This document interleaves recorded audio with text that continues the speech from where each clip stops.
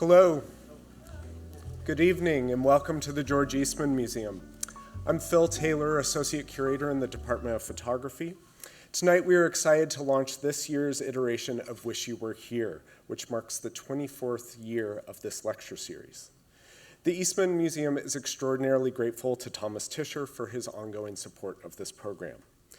Tonight's event marks a return of sorts for Greg Halpern, who previously presented in the 2017 season of Wish You Were Here alongside photographer Andrea Parlato. Mark your calendars. We will have 2 additional lectures in the series in the coming months. Susan Meiselas will be returning on February 29th, and then on April 11th, we welcome Baldwin Lee for the 3rd presentation. We are thrilled to have Gregory Halpern speaking on the occasion of his exhibitions at the museum. I'd like to thank Tim Wilson and the Rubens Family Foundation for their sponsorship of Greg's exhibitions 19 Winters, 7 Springs in the Project Gallery, and April, the world premiere of his first experimental short film, which is screening in the Multipurpose Hall. I will be very brief in my survey of Greg's biography and numerous accolades.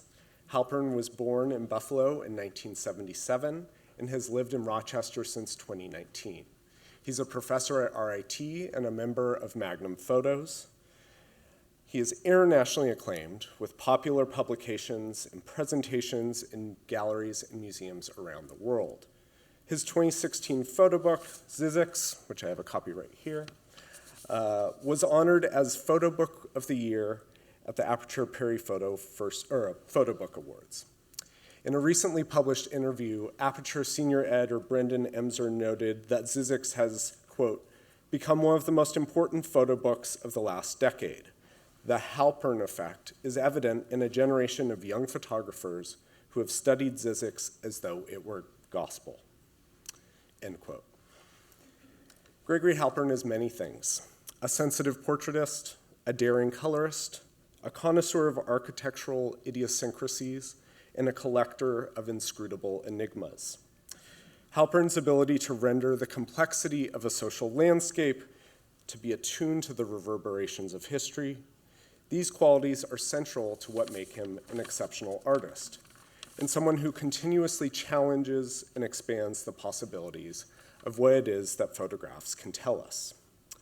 I'm very pleased to be able to publicly share that today the Board of Trustees of the Eastman Museum approved the acquisition of a significant group of Halpern's photographs for the museum collection.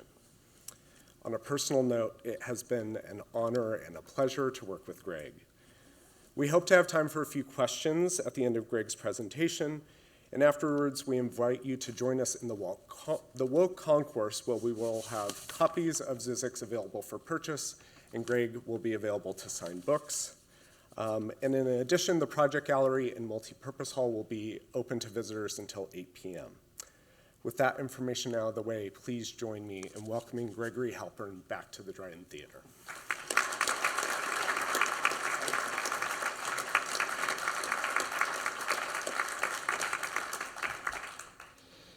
Thank you so much, Phil, for that lovely introduction. Today was a very exciting day. Phil texted me that a group of my pictures from the show that is up now will be going into the permanent collection at the museum, as well as some pictures from Zizix, which I'll show. And I just texted him back. That made me smile, with a big whatever, like a symbol of champagne exploding. It was a very exciting day for me because this is a place that has loomed large in my imagination, and to have my work be here permanently is a real dream come true. So thank you. And thank you also just for collaborating with me on this exhibition and making this possible, and to Jamie and to everybody else at the Eastman who's made this happen. And thank you to Tim and to Tom, who I just met, but for making all of this. It takes a village to keep a museum running, I guess, and I'm grateful for it. So I'm gonna I wanted to start by showing a picture from Buffalo, New York, where I grew up. It's kind of where this presentation starts and ends. I also should just apologize beforehand. Like 3 weeks ago, I got a cold, and it left me with this raspy throat, which I sometimes cough, and I'm hoping I spare you guys the sound of my cough, but I apologize in advance if I don't. But this is a building in Buffalo. Buffalo's population is half of what it once was at its peak. And one of the things about the way the city peaked at the time it did was that it left behind these remarkable architectural remains. And one of them is this building, the Central Train Terminal, which was the old train station. And my brother and I would sneak into the building as teenagers. Back then, you could really just walk in. And in retrospect, I realized that these sort of adventures that me and my brother would have are sort of the genesis of this notion that you could walk out into a city and you could find these intersections of what I now think of as realism and surrealism meeting. I also had an experience as a teenager. I was 14 years old. My dad brought this book home. Nobody in my family was really interested in art, but they were selling this book by Milton Rogovan, who's a Buffalo photographer, at Wegmans. It was remaindered. The book was a total commercial flop, and they were selling them for, I think, $5 or something, and my dad brought one home for me. And these pictures were made on the Lower West Side of Buffalo. My dad still lives on the West Side. And these are pictures. Here you can see a father and his son in 1972, the baby becoming a boy in 1984, and then the boy is now a father with a daughter of his own in 1994. And I was 14. I looked at this. Everyone was asleep in the house. I was alone in my bedroom, and I burst into tears. I did not know that photography was something that interested me, or that art could move a person like that. And it was in retrospect, I mean, this is an amazing one where you see this grandfather pushing his granddaughter, and she pushes him in the wheelchair. And it was this revelatory moment in so many levels for me. Again, sort of in retrospect, realizing these things. And this one, I love how this baby turns into a linebacker-sized guy.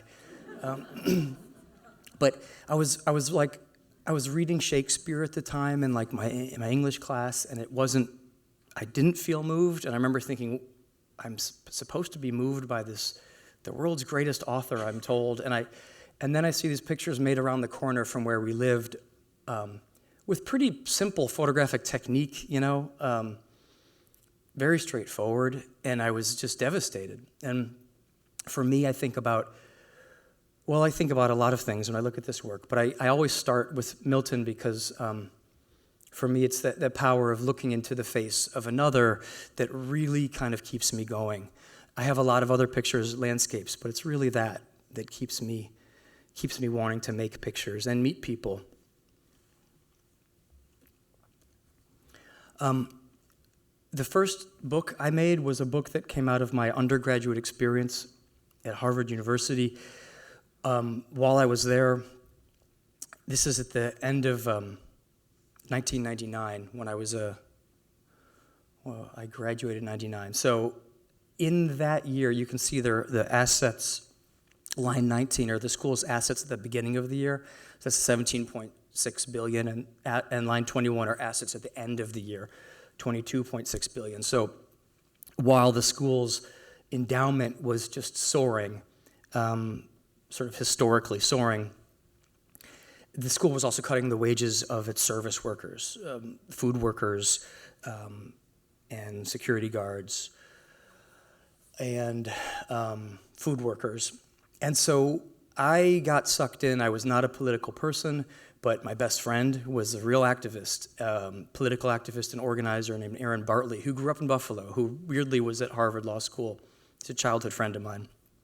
And he started a living wage campaign, and I started using the camera very much kind of in the tradition of Milton Rogovan. You could see in that previous picture and a little bit in this one, I'm using the same camera Rogovan's using. that's how I got started, essentially. And I made this series of pictures that tried to tell the story of people who worked at the school and to try to make a portrait of the school from their perspective. So the book is mostly interviews, but there are these portraits. My own grandfather was an illegal immigrant to the U.S., came here in the 30s, fled Eastern Europe before the Second World War, couldn't get into the U.S. legally, and was a dishwasher, was his first job when he came here. So there's some familial connection to some of the stories because a lot of the people who worked there in these positions had come to the U.S. first generation, sometimes legally, sometimes not. But I spent a few years after undergrad working on this. This is Wilson St. Clair.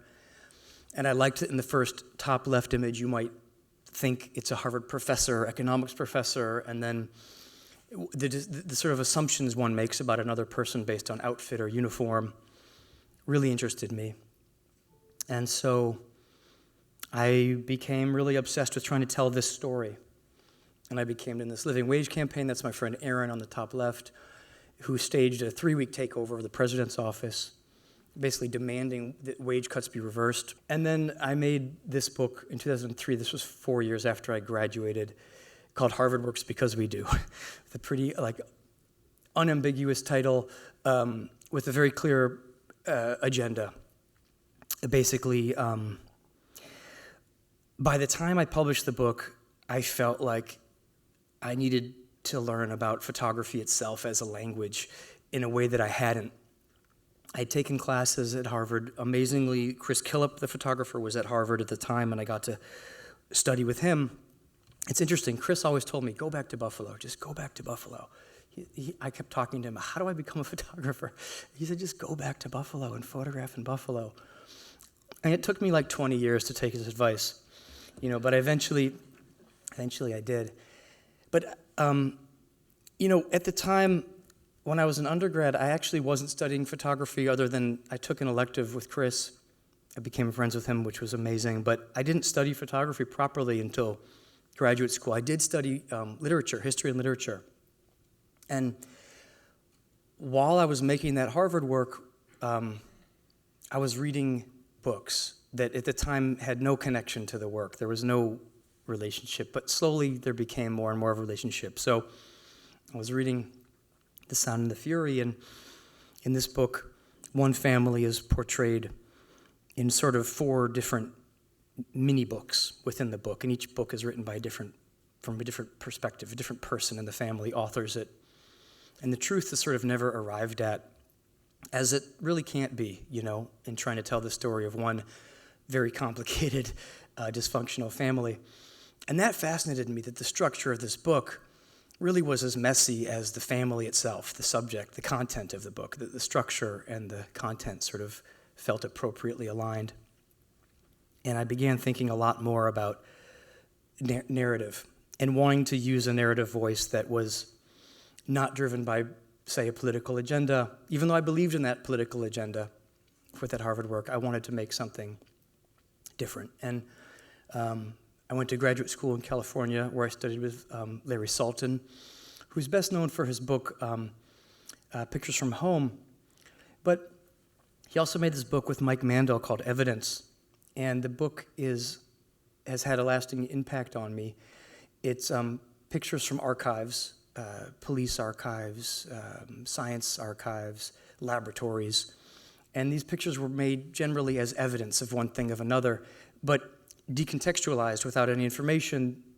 Larry and Mike made a work of poetry out of them. And this fascinated me because the book it guided me, and it has a bit of a narrative, I think. But I think, if someone else told you what they thought the narrative was, we might arrive at different conclusions. In fact, we probably certainly would. And every time I look at this book, as I've changed as a viewer, my understanding and reading of the book changes. And I wanted to give my reader more breathing room.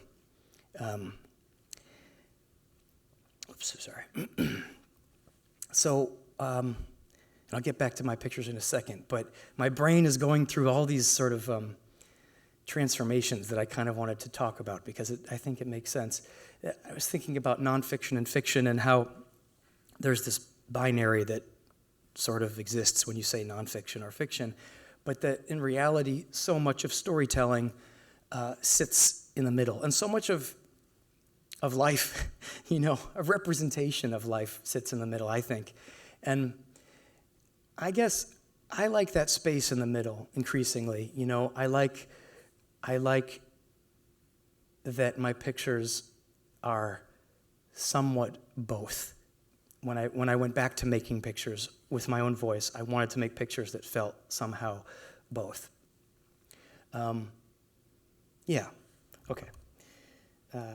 And I began looking at photo books very carefully, books like William Eggleston's Guide, which tells a story without telling you in words. These are the opening 5 pictures of the book, and you see sort of flowers or flowering something in the first 3 of the 5 pictures, and the opening picture is this inviting door with flowers.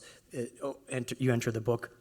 And then the last 5 pictures of the book, I didn't realize, I had looked at the book a million times, that the book was sequenced day to night, like it was a revelation I had as I started learning about photography. And I was fascinated by how that changed the reading and the feeling of the book. The color palette shifts, and all of a sudden we're not in sort of this polite welcoming of the South into a Southern living room. We're in this sort of, we've looked behind the curtain of a much darker reality of Memphis. And that fascinated me because Eggleston never says that in words. And maybe Sarkowski, who probably came up with the idea, says it at some point. But I liked that the pictures could do that without saying it. And I wanted to do more of that. So, like 7 years later, after doing that first book, that Harvard book, when I felt like I was on my way, I've got a book, I'm doing my thing, I felt like I got to reinvent myself, and I worked with this publisher, Jason Fulford, who runs J&L Books, and I made this set of pictures also that sort of began with a feeling of Buffalo. Although the pictures aren't really from Buffalo. They're from a collection of other, quote, Rust Belt towns that in my mind sort of resembled Buffalo. Jason would say to me when we would meet to edit, he would say, wherever you go, you find Buffalo. And I thought it was sort of simple, but now that I think back on it, I'm like, God, he's right, it's all I'm doing. But I traveled around a number of cities, and the cover of the book, I should have mentioned, by the way, is an X-ray, which really is like that William Faulkner idea of an unreliable narrator is like the first narrator in his book is essentially sort of mentally handicapped, one might say. And so that narrator's unreliability colors everything that is told to us by them. And then each other narrator that narrates that book is unreliable in their own way.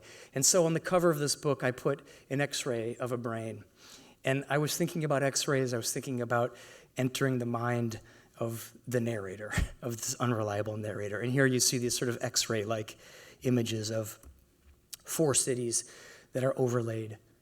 And we meet our fierce tour guide who takes us through a handful of places.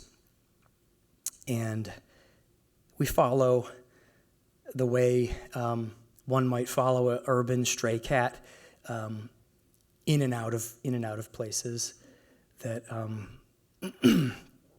reveal both hope and despair and symbols of these places and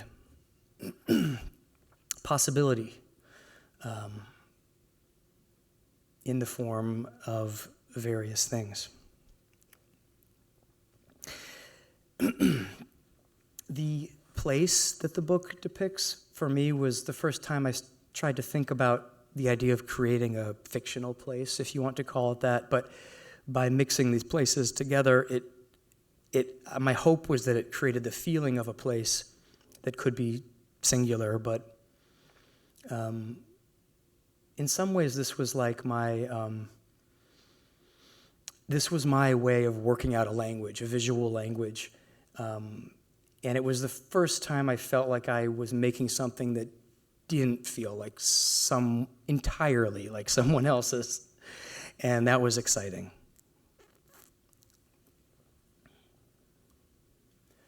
The book, by the way, is just called A, which came in part from this picture.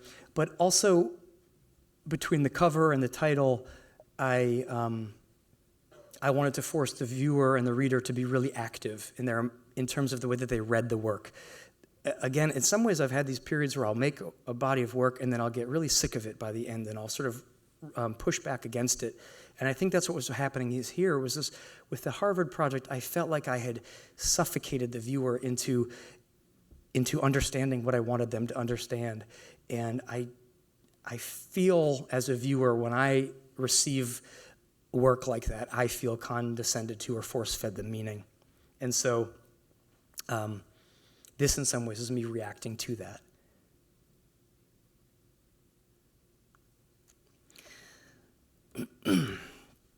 I wanted the feeling almost of like being carried down a stream where you don't know what's around the next bend.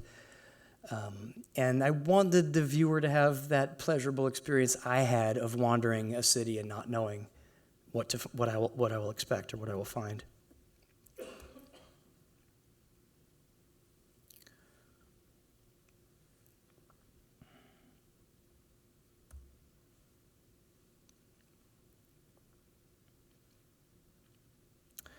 Okay.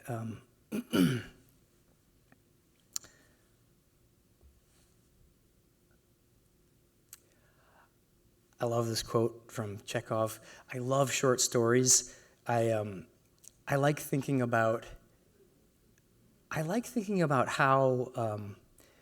how a writer of a short story so concisely pulls you in, and then can't waste any room in a story. So I find short stories helpful to think about just how to tell a story and different strategies for telling a story. And editing with photography is so important to me, in part because I know that if I don't remove a lot, the project becomes really boring and it doesn't work. And it's like shaving. It's like shaving. I mean, I take so many bad pictures and so many pictures that I don't even know what I'm doing. Sometimes a compulsive need to make, and to cut that stuff away is how I kind of find my voice. And usually I have to do that with other people's eyes helping me cut. And this is just a simple view into. This is actually a really organized portrait of what my studio sometimes looks like. I mean, it's like that process becomes as important as the images, as making the images to me.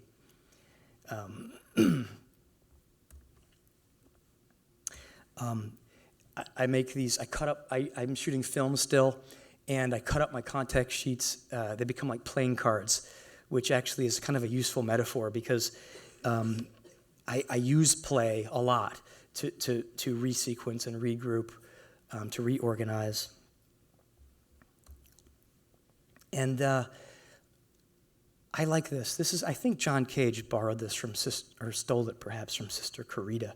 I don't know. I'd like to confirm. If anyone can confirm that, let me know. But he made these 10 rules for art students, and I love. For me, 4 is an obvious one, I think, but 8 is the one I wanted to mention because do not try to create and analyze at the same time. There are different processes. For me, concept comes into play usually in the editing process, and intuition is really the driving force with making. For me, it just has to be that way. Otherwise, I find the work feels predetermined. I don't surprise myself when I go out with the camera, and then the viewer doesn't wind up feeling surprised. So I have to go through this process of intuitively looking and making mistakes, and then editing later to really make sense of it.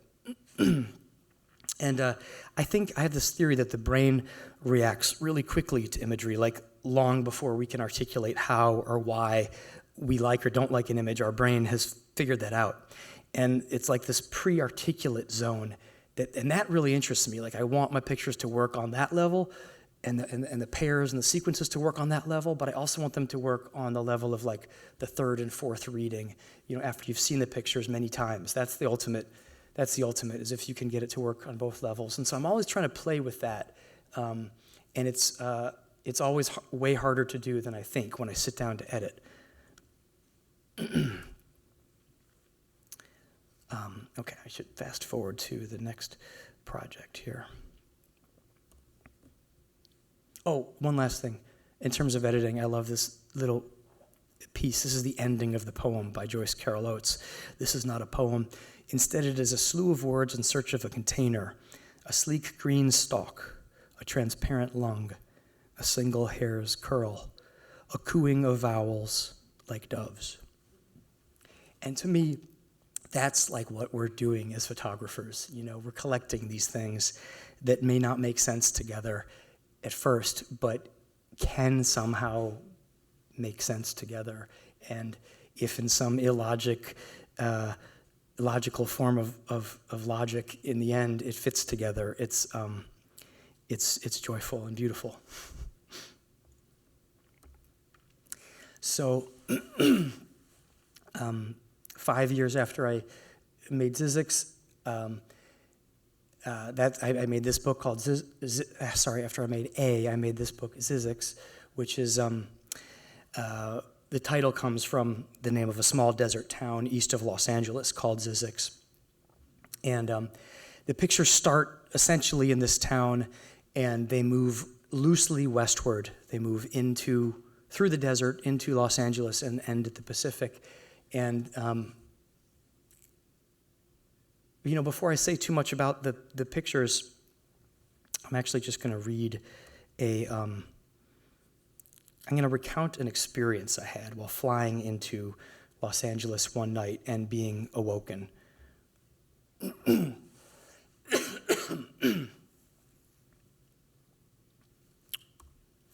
The announcement from the pilot woke me from my dream.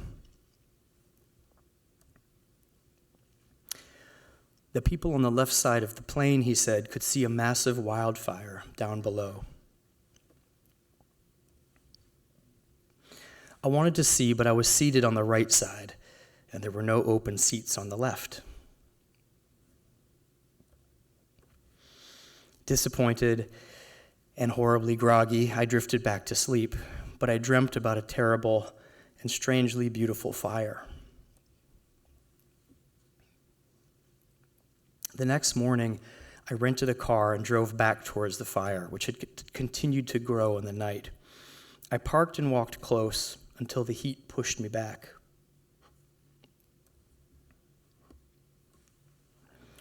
The fire was devouring an enormous mountain. Insect-like helicopters and planes were fighting flames 1 billion times their size.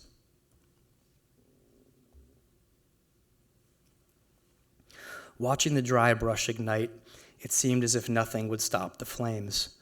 The scale was larger than anything I had ever seen, almost mythical. I was certain all of California would burn. Excuse me.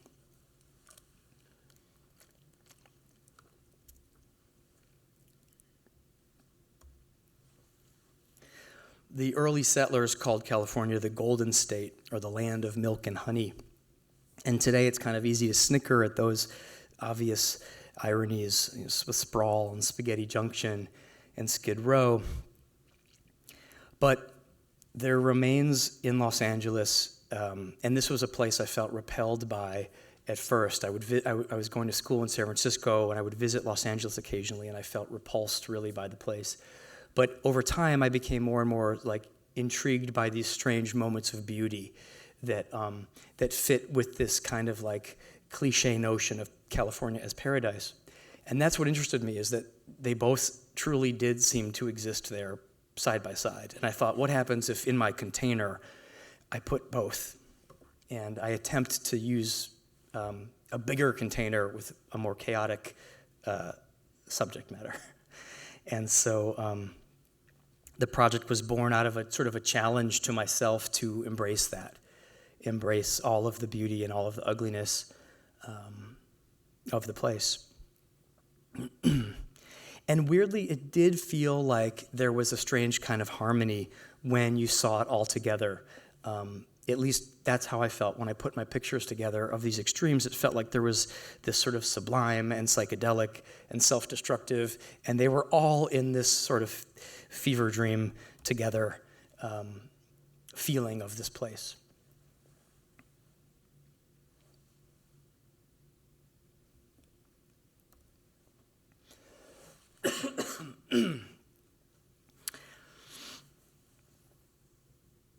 There's a certain quality of light also in Los Angeles that I didn't believe people. They said, "Oh, the light's different." I don't know, what are you talking about? And it really was different. And one of the theories is that the pollution actually softens the light and weirdly makes things beautiful in the middle of the day, whereas here you have this very clear, harsh noontime light that is impossible for me to photograph in. But it worked there.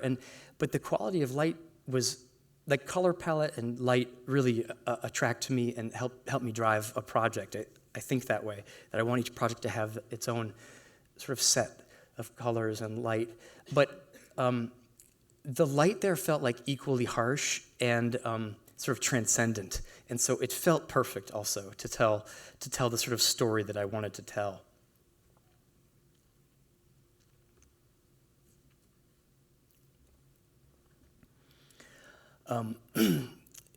The westward organization of the book came out in the fifth year of working on it, when I was figuring out how to edit the work and how to tell the story. And historically, I was thinking about how President Jefferson once charged Lewis and Clark to journey west and to sort of chart, the country for commerce, the path of commerce. And that sort of westward movement became both sort of this ultimately a path of destruction in many ways, but also has sort of lived on in American literature and in sort of our growing up experiences as young people traveling west and driving west, and that sort of rite of passage of both discovering America and yourself as you drive west. And there was this sort of magnetic pull of the Pacific and the West that I thought, if I organized the book that way, I could, if I'm lucky, tap into that. And if any of you have experienced that feeling of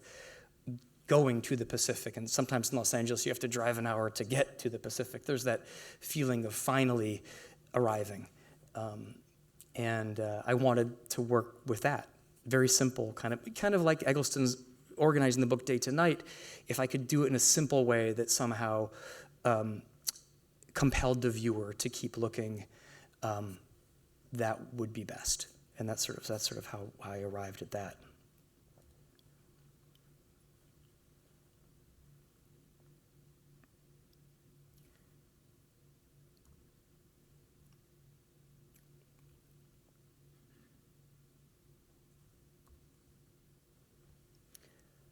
I liked this idea that if I could photograph a place that, going back to this idea of Faulkner's Sound and the Fury, that if the narrative structure might fall apart, just like the family itself, that narrative structure is describing as falling apart. I liked thinking about that as a way that Los Angeles itself is a complete mess in the way that it's organized and always feels like it's on the brink of sort of collapsing or disaster. And I thought the book should have that feeling, that it has this unwieldy weight and sense of certainly a sense of disaster. One of the first things that we teach, like photo students in Photo 1, and that I was taught, was essentially how to organize the visual chaos of the world around us. And in translating a 3D world to 2D is really a distortion. And there's a lot of trickery involved that we teach students, and that we ourselves have learned quite well how to organize the mess that is the world around us. And I thought, okay, I want to embrace the opposite. I'm still organizing compositionally, pretty simply, but I thought, what if instead the idea is to sort of embrace a certain kind of chaos, so that the world didn't necessarily feel organized, but that the world, so that I wasn't lying, essentially, about the way I represented the world, that the world felt in pictures the way it did to me in reality. And so, in the more time I spent in Los Angeles, the more it seemed that the place sort of also had this chaotic relationship to time and to, in the sense that the place always seemed to reference, for me, both this sort of like distant past, but also this, also a sense of the future, which also felt like a form of chaos in terms of like storytelling. And I embraced that. So there's sort of this near distant, like post-apocalyptic sense of time in Los Angeles that I embraced. But also I felt like, and especially the desert pictures, there's sort of this mythical desert past, and one that for me sort of referenced biblical or Babylonian times, and the rise and fall of empires. And there was sort of this,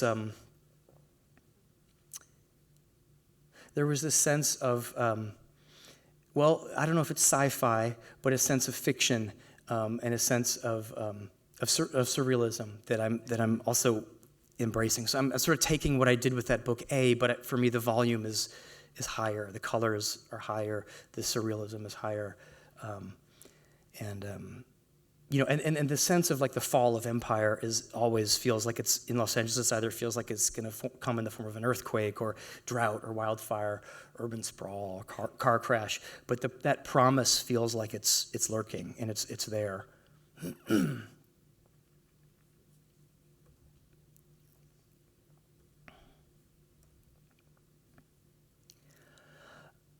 I want to talk a little bit about portraiture. I'll get into portraiture in general, sort of in more detail, but I'm just focusing a little bit on the feeling of Los Angeles for the time being.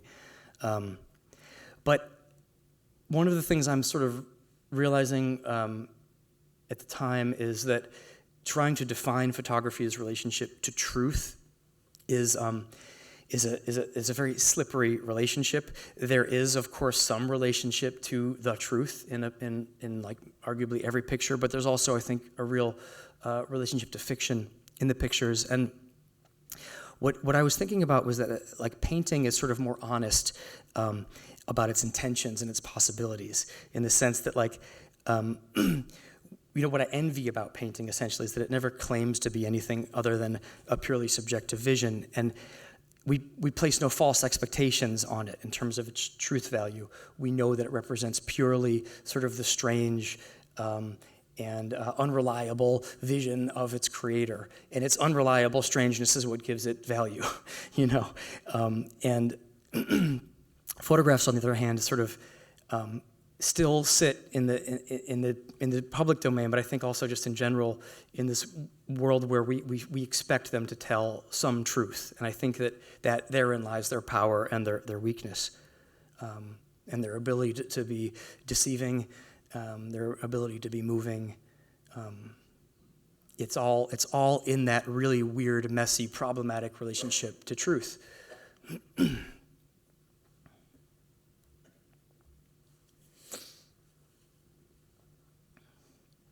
Going to speed up, I think, because I'm maybe going too slowly here. The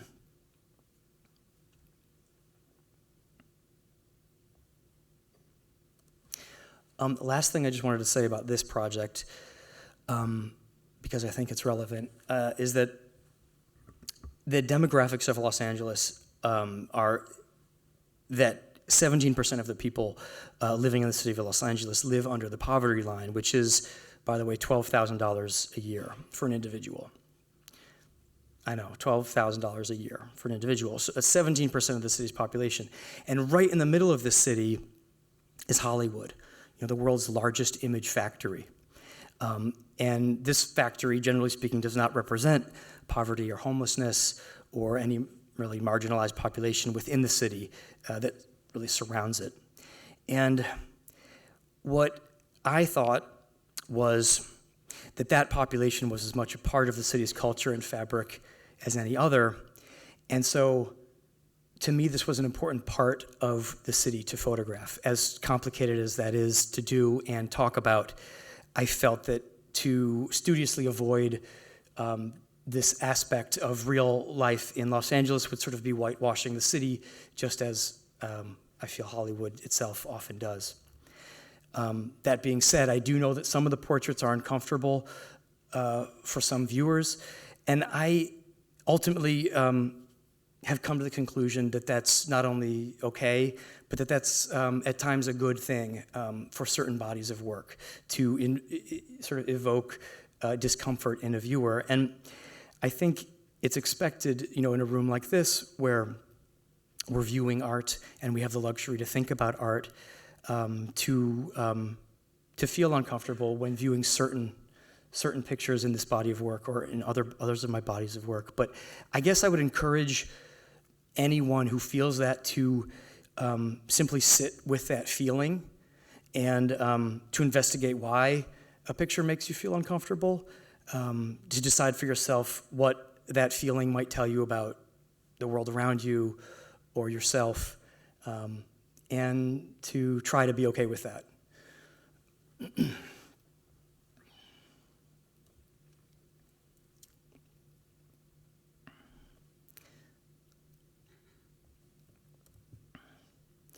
The book ends with a sense of sort of yearning and walking or searching, and we eventually do get to the Pacific.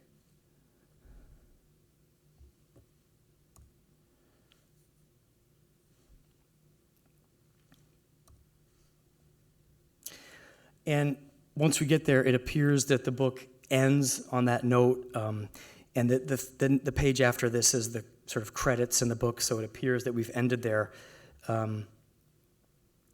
But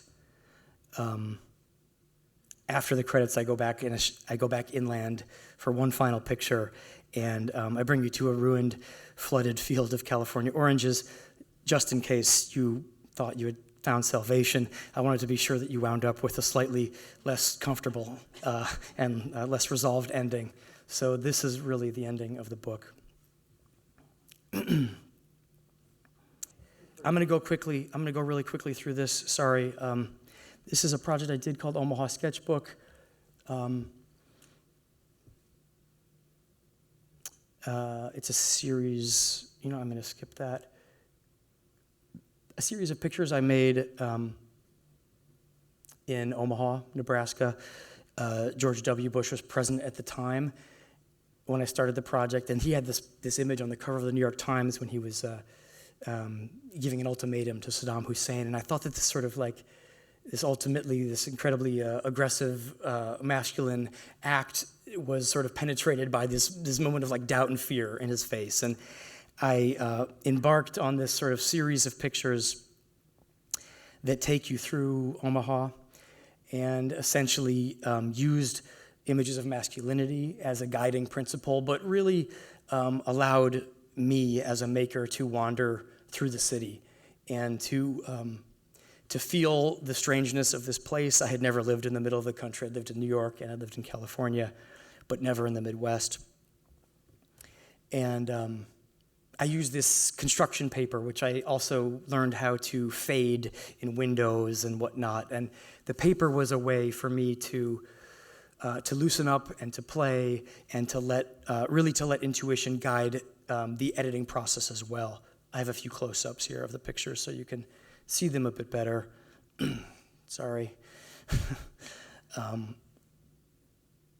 But I wanted this to be like a really raw sort of sketchbook type set of pictures that felt like a journal, a visual journal, me thinking about masculinity, what it means to be a young man, what it means to be living in the Midwest, when at the time we were starting a new war.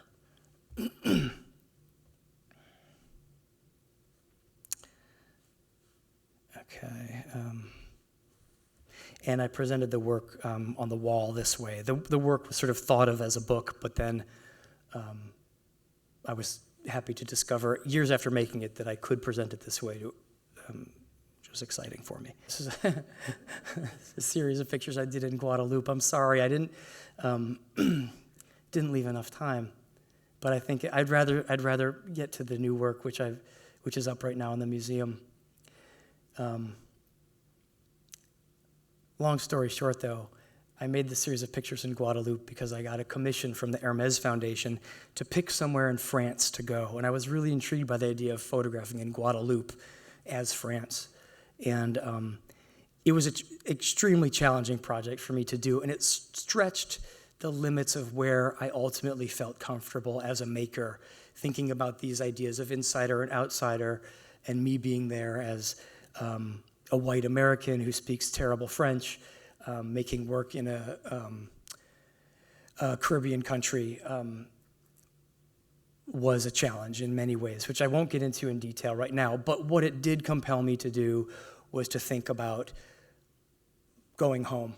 And so I started finally to make an effort at putting a book together of pictures that I had made over the past 20 years in Buffalo and in Rochester.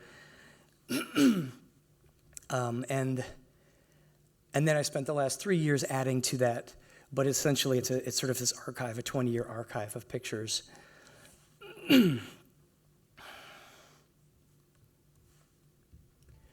I don't think it's so simple with photography as to say one is an insider or an outsider. I think one can be both. And I know that for a fact because I know that in Buffalo, which is where I was born and where I grew up and where I go back to constantly, I still feel like an outsider in many places and in many situations.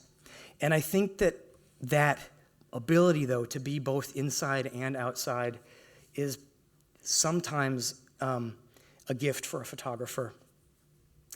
And it has been challenging. I think in some ways this has been the hardest project for me to complete, but I think it's in part because I have very complicated feelings about this place. But I think about like the contributions of someone like Robert Frank or Walker Evans or Arbus, who really ventured outside of their worlds and brought back something that to this day moves me deeply.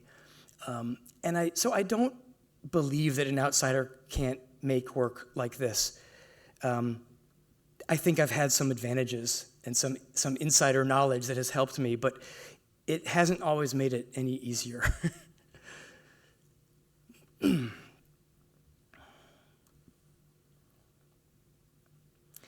The process of putting this body of work together has been almost more halting and random than my other bodies of work, in part because I thought it was home. I thought it would sort of do itself, and it didn't. It didn't create itself as a project. It just kept accumulating pictures in an almost aimless way that until I had the opportunity to put the pictures on a wall or put them in the book, I was forced to sort of start making sense of them in a way. But up until that point, there was just a lot of collection and an absurd amount of time walking and driving and, peeking under the rug.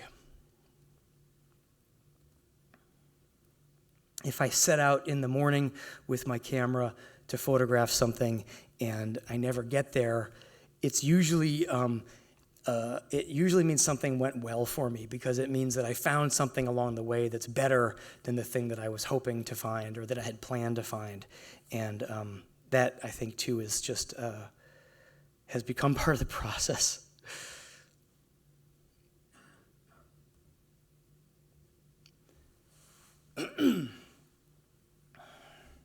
Some of the people I know well, some of the people I knew for a few minutes, some people are friends, some people are people who came to me and wanted their portrait made. Some people have responded to ads I've put out on Craigslist saying, would you like a free portrait made? I'll come take it. And so it's been really a totally variety of methods for collecting pictures.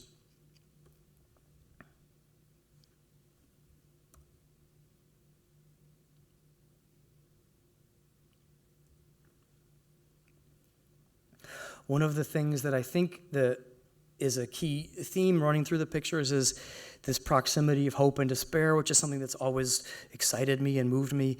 But also I think there's this human capacity to move forward that I feel the work is maybe embracing, and maybe it's more hopeful than I initially thought. But the images of winter and spring function in this work in the sense that they describe entropy, resistance to it. And there are a lot of images of gravity, of floating, of falling, images of brokenness, but there's also this sort of sense of repair and rebirth that runs through the pictures. And there's a phrase by Robert Adams that I often think of, that he wants to describe the beauty of the world without lying about it.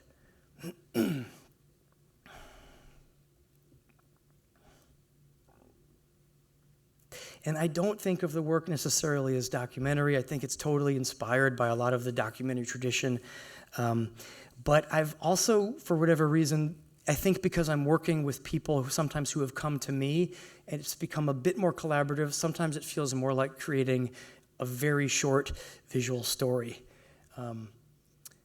And so the feeling for me of making the work has shifted a bit.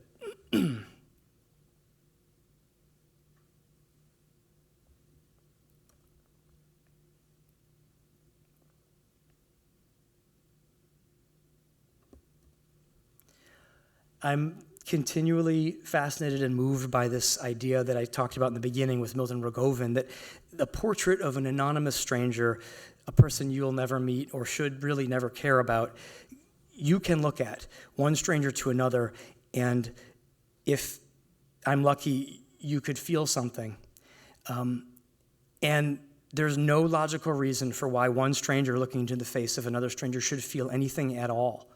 The exact opposite, is what Darwin would tell us. And yet, it doesn't always work that way, and sometimes you do feel something, and I just find something mysterious and hopeful in that thing that can happen, and that's really what keeps me making work. This is the last picture I wanted to show. I do have some installation pictures, but I figure why not just, you could go see the installation yourself out the door. But I wanted to leave you with this one picture. This is a picture of April, who is a white deer. She's not actually albino. It's actually a genetic mutation that makes certain deers white, and she lives in the Old First Ward of Buffalo, which is my favorite neighborhood in Buffalo. You can go there and feed her, as many people in the neighborhood do. And she is really the star of my film, my first experimental film, which I'm honored the museum was willing to take a chance on and show. It's a 6-minute film, and it's showing also outside if you're interested. And April is a star, and my friend Trevor Clement, amazing musician and artist, made the sound for the film. And my friend Jopa Rog helped with the filmmaking itself. So that's a collaboration I'm really excited about and a new thing for me. So I'll end it there, but I just want to thank you all so much for being here. And I can stick around to answer questions. I guess I'm also doing a book signing, and I can talk to people there too if I don't get to answer your question.